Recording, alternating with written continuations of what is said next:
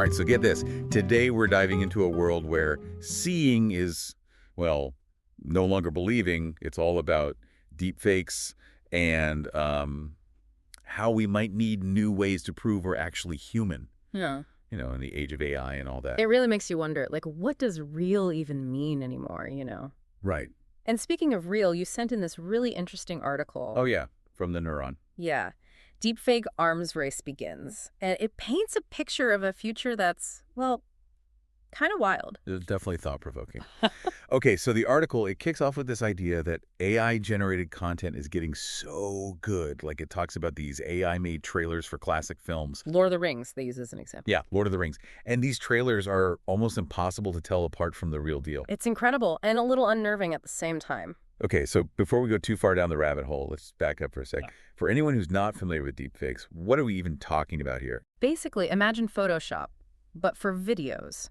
We're talking about using AI to create images and videos that look incredibly real, even though they're completely made up. Okay, and this is about way more than just funny memes, right? This technology has some serious implications. Absolutely. And the article jumps right into one of the most unsettling examples, a new Pentagon program. Oh, here we go. The Pentagon. Right. So they're developing what they're calling undetectable deepfakes. Let that sink in for a moment. The very organization responsible for national security is investing in tech that's designed to blur the lines between truth and fiction. I mean, talk about a plot twist. Yeah. So on the one hand, we have the government warning everyone about the dangers of deepfakes, how they can spread misinformation and all that, but then they're turning around and, what, building them? It's a bit of a head-scratcher, right? It's giving double agent vibes. Exactly. And this paradox, this tension, is really at the heart of the issue. It's not a simple black and white situation because this technology, it's not inherently good or bad. It has the potential for both. And the Pentagon's involvement just highlights how complex navigating this new landscape is going to be. Oh, absolutely. And it's not like we're dealing with a shortage of fake news and online deception as it is, right? Yeah. But this article throws another curveball at us, this company called Worldcoin. They're taking a totally different approach. They want to verify humans using iris scans. So it's like they're saying, forget about trying to spot the fakes. Let's just create a system to prove who's real. It's a fascinating contrast, isn't it? The Pentagon potentially adding to the deception, while Worldcoin is trying to build a system for verification.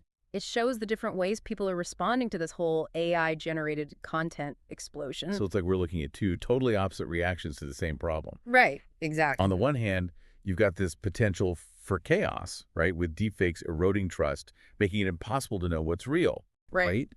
And on the other hand, you have this future where, like, we're all walking around with digital IDs based on our eyeballs. Yeah. Which, I don't know about you. It's a lot. It's a lot to process, and the article doesn't really, like, sugarcoat the downsides of either approach. No, it doesn't. With the Pentagon's program, I mean, the risks they're pretty clear. Imagine a world where you can't even trust video evidence. Like, how would that even work? It's wild. It undermines everything. Journalism, legal proceedings.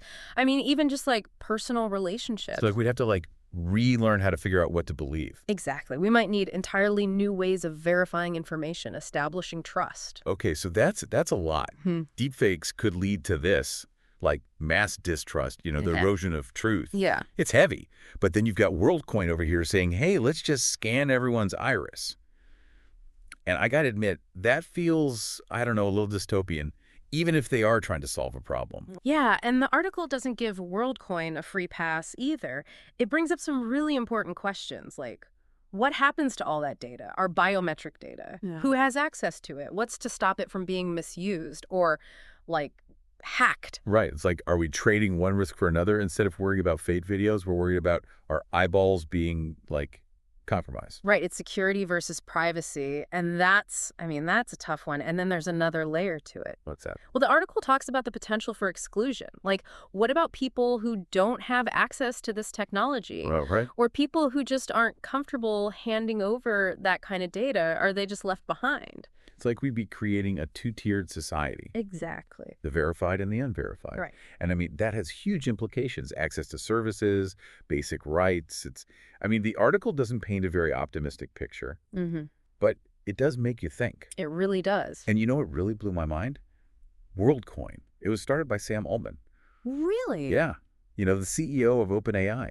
Oh, wow. The guy behind ChatGPT. Yeah, the same guy who's, leading the charge in developing this AI that can blur the lines of reality is also trying to create a system to, police that reality. It's crazy, right? It is pretty ironic when you think about it like that. On the one hand, it suggests he's aware of the potential downsides, Yeah. but it also makes you wonder if we can really trust the same people who are creating the problems to be the ones to solve them. It's a total catch-22. So we've got the Pentagon making deepfakes, Worldcoin scanning eyeballs, and the ChatGPT guy right in the middle of it all.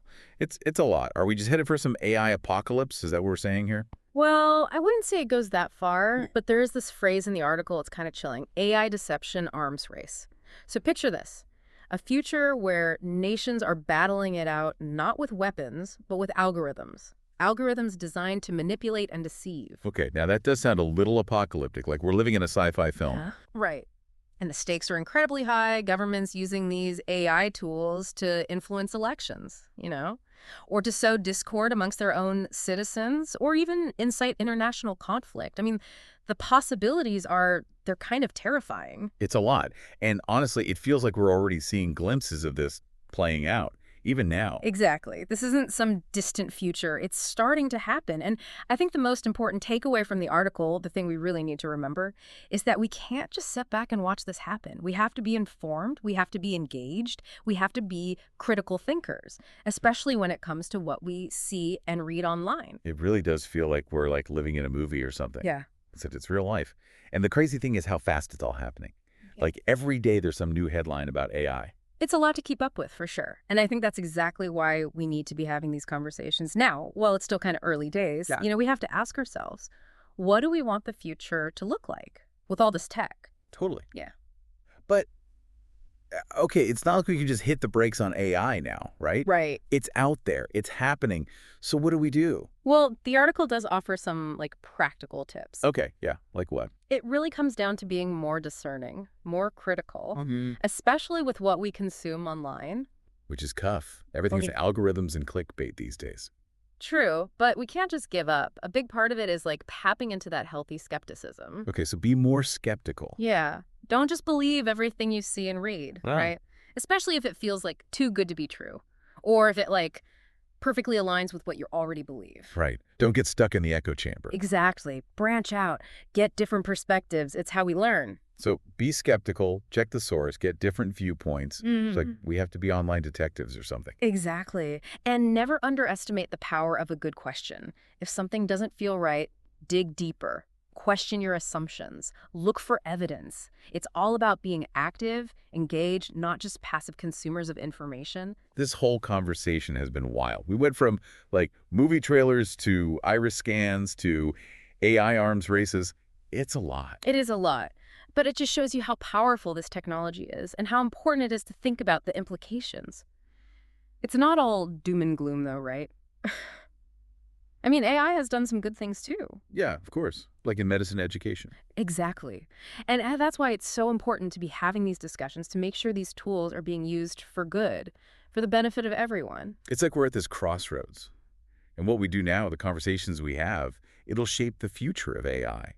Which, if we're talking about having to prove we're human, that makes you wonder, what does it even mean to be human in a world where machines are getting smarter all the time? That's the big question, isn't it? And it's one we'll be wrestling with for a long time. But I think AI, it adds this whole other layer to it.